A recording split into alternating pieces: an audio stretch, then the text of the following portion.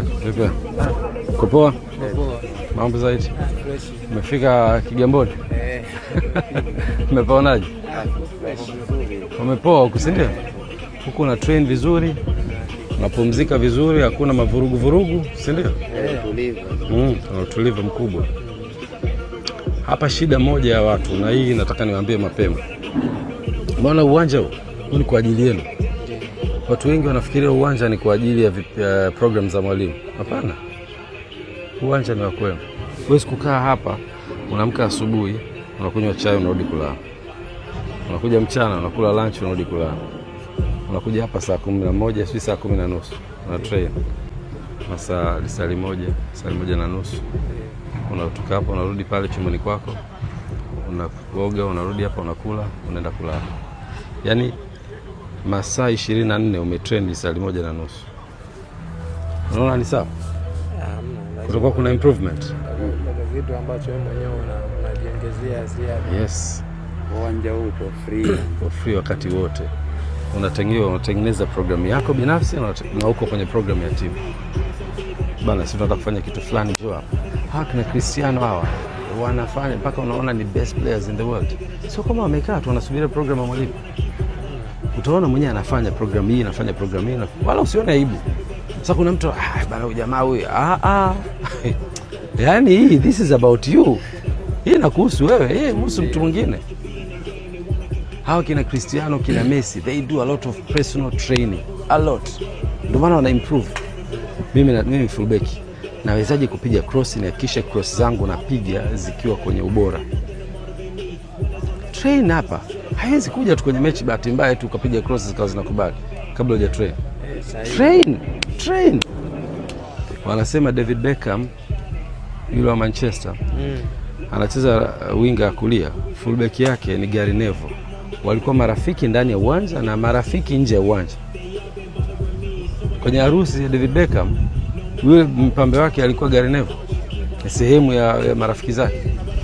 Lakini wale jamaa training wanafanya pamoja, mechi wanafanya pamoja. Yaani yule akichukua tu hivi mpira anajua mwamba atakuwa sehemu hii. Anaweka pale hata kabla hajainua macho, under pressure. Na yule David Beckham akishachukua hapa kwenye box pale kuna Dwight York, kuna Andy Cole. Anajua nikipiga mwamba wa kwanza namkuta mtu, nikipiga cross post ya pili namkuta mtu. Haiji bahati mbaya, they train, wako karibu. Ndio maana tunafanya vizuri. Lakini umekaa tu chumbani hivi, unakuja hapa lisali moja, una train, unarudi zako. Kaka, miezi 6 mwaka, watu jamani, Gamali mrudisheni kule wapi sijui alikotoka. Na hizi timu zina pressure. You have to take, yani hii ni jukumu lako wewe kusogeza quality yako juu. Ndio unaweza kufanikiwa. Huwezi kufanikiwa tu umekaa chumbani hapa, training facility kama hii. Haiwezekani. Au tuitumie. Na ndio hicho kitu ambacho lazima mkiekee jitihada. Sawa na?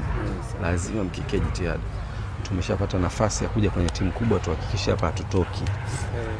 Tukitoka hapa ujue tunakwenda mbele, kuna timu ya juu inatuhitaji zaidi. Basi tuwafungulie mlango. Sawa? Lakini you have to do the best. Sio tena season hii kabla hajafika mwisho, jamani, hebu mtafutieni Gamal timu. Mohamed mtafutieni timu. Uko wapi sijui. Hizi gani? Shafika hapa. Sahau kila kitu cha nyuma huko. Anza maisha mapya kutaka kufanikiwa. Yaani nataka niende mbele. Sasa hapa ni Mungu ameshanipa baraka, nimeshakuja Yanga. Wapi nakwenda kutokea hapa? Sawa nangu? Mimi naamini mna quality, hamjaja bahati mbaya hapa. You have everything that takes you to be the best player. AFCON inakuja kesho kutwa hapa. Nchi haina right back. Unanielewa ba? Central defender. This is the opportunity. Kuna nafasi nyingine tena? Hakuna. Ndio hii.